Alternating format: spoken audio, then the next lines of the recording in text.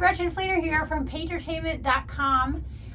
Some of you probably saw on Facebook at some point, if you're in the same groups as me, that I was thinking about buying this kit, this bag.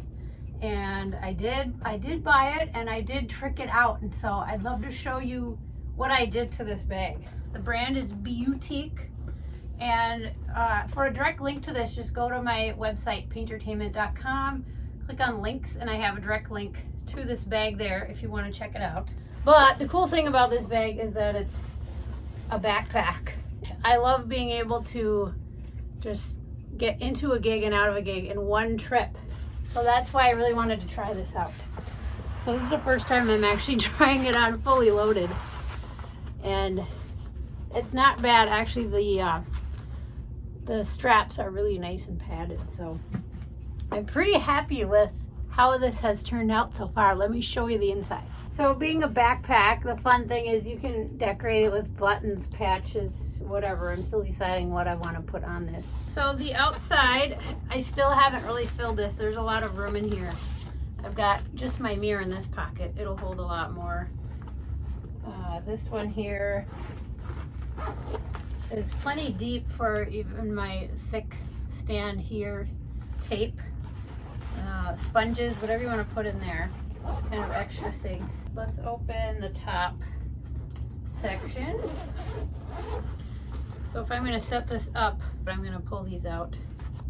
A couple of things. Up here I've got just some wipes. There's a bunch of zipper pockets. I don't even have them all filled yet. Under here is a flap with some pouches for tools. Now, I was gonna actually take all these pouches off, but I found they actually became useful for me if I took a seam ripper and just took out some of the stitching so that the pockets were twice as wide. So now they're wide enough to hold my little Mehron Intense powder palettes and anything else too, really. So a seam ripper is all you need for that. This is what that looks like. You can just tuck it underneath each little stitch and it'll carefully cut just the threads that hold it together. So that is not the exciting section though. That's just like an extra spot. The main section that I would be working out of here, I'll show you what I did. So when you open up this main section, there's these little straps that you can tighten to get whatever angle you want this to sit at. Another flap with lots of zipper pockets. I just have business cards in here for now. Flip that over though, and again, here's where I ripped out the seam. So if you saw my first video where I did like an unboxing of this, you'll see that this was sort of a brush holder. You can see this is how it was stitched together to hold little skinny things. And I just took my handy dandy seam ripper and took out every other stitch here so that it just perfectly fits my stack of glitters and gels. There's a big zipper pocket up here too. I have nothing in here yet. That could be a menu easily, whatever. And then again, these pockets, I just took out this seam and this seam to make them twice as wide. So that holds my book of stencils. I could move my powder palettes up here too. You probably could fit any glitter palette or paint palette in there as well. Here's the little trays that pop out. There's a latch that holds them together. So these trays slide out. And at the beginning, you remember I pulled these little guys out of the other pocket. These are just little organizers I like to use for small things in my kit. This is a CD holder, and these are little cord holder organizers. I have links to these on my links page as well.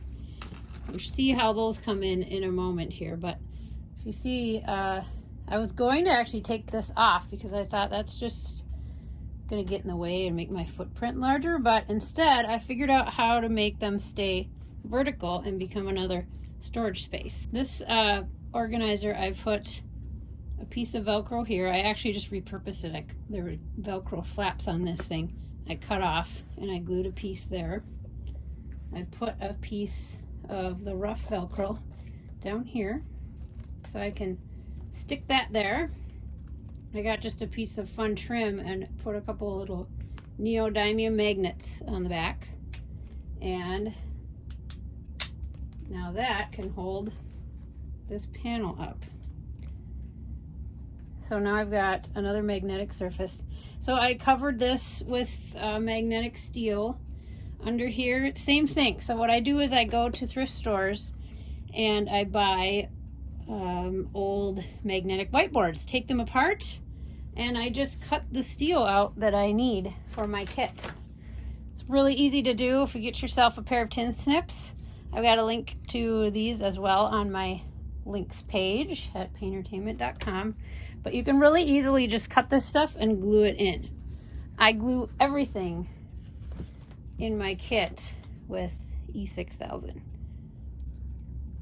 All right, so over here I've got a display area. The other side as well, I put a piece of plastic unbreakable mirror here. This is something I actually sell on paintertainment.com. I only have a few left. I can't seem to source them anymore, but it's super lightweight, thin, and unbreakable.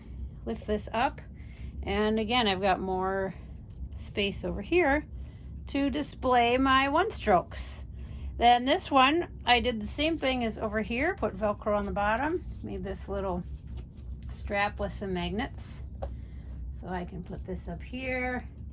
The magnets stick to the back of my lid, which I added steel to, and that holds it up.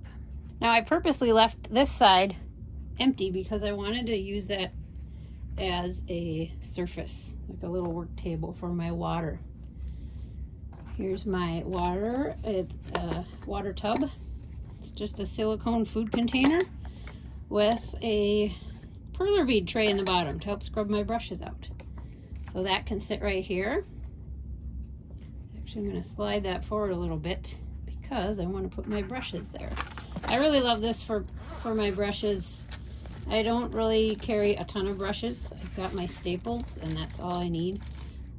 This little holder is actually on my links page as well. I like this one because it has little elastics inside if I want to get organized with my brushes, which I usually start out that way, but then when I'm at a gig, I just want to be able to chuck them back into an easy open bucket. And so that works really great for that. And I can just set it right here, pour in my water, and there's my water station. Now, check this out. So this just arrived today. I'm really excited about. I got these really cool lights that all run on a remote. So this also I have a link to on my website under links. These lights come in a 6-pack, LED motion sensor lights. You can set them to be on all the time so they're not motion sensor. And it comes with this cool little charging station. They're rechargeable, they're LEDs, they last a long time, and they weigh like nothing, and they were just the perfect size for this. So I'll show you how I've used them here. Now these lights, they come with a little metal plate that has sticky foam tape on the back. You can use or not. I stuck some right here and right here so I can put my lights in here and light up my paints, which is important if you're at a dark gig and you can't see your colors. They're also nice tucked under here because these areas get a little dark.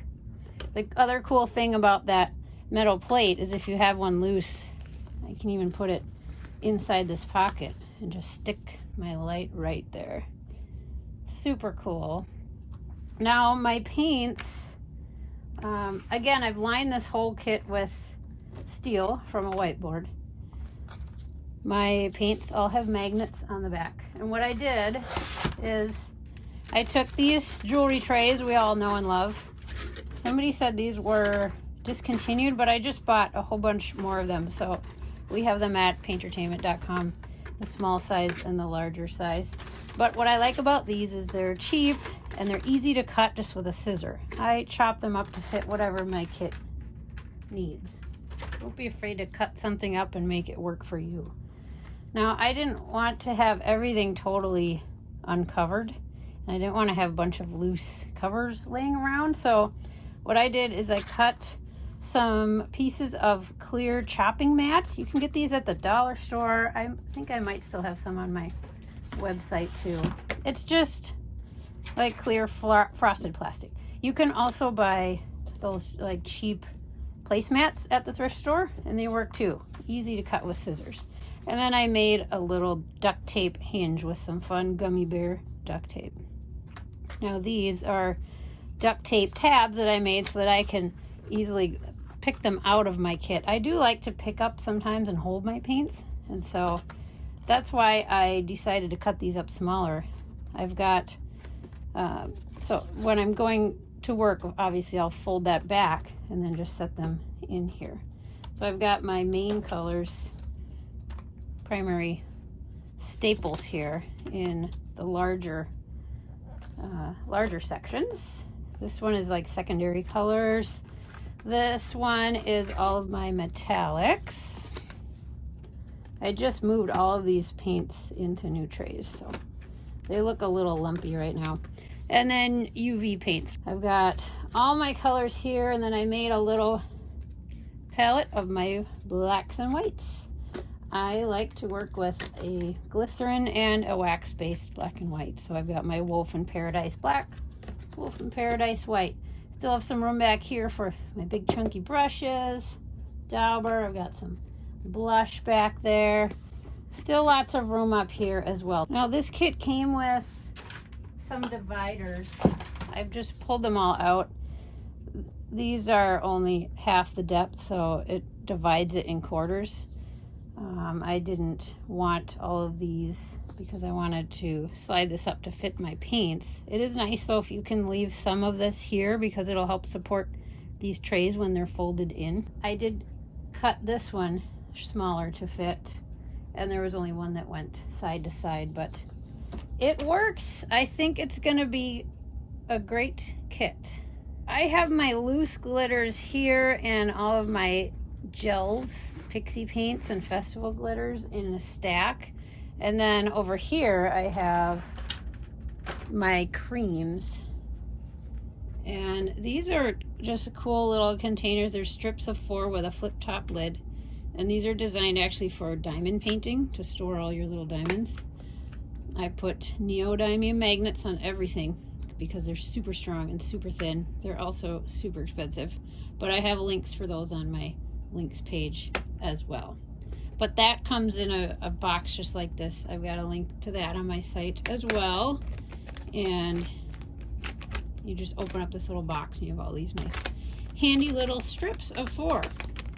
I also took one of these boxes and put a piece of steel in it. So if I want, I can put all these in the box. It'll stay nice and tight and tidy in there, and I can even tuck that up here if I don't want them on display over here. Over here on the side, again, I've covered this with steel, so it's all magnetic, and I have these magnetic little photo holders. I like to use these on my magnetic sign menu boards. You can put little graphics. I've got our tag us on social media, QR code. You can put advertising. It could even be a little menu display space. Over on the other side, like I said, I've got this piece of plastic mirror. I'm not quite sure what I'm gonna do with this yet, so it's just loosely taped on there. I might do some blingy frame around it or something, but still working on that side. So there you have it. That's what I've been able to come up with over the past few days. I'm excited to try this at a real gig. I will try to remember to come back here and comment on what worked, what didn't. I'm sure it will change. I just can't seem to stay stuck with one kit for very long, ever.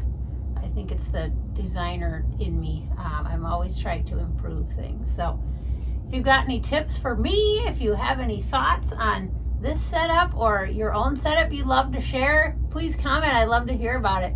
Thanks for watching, guys. Happy painting.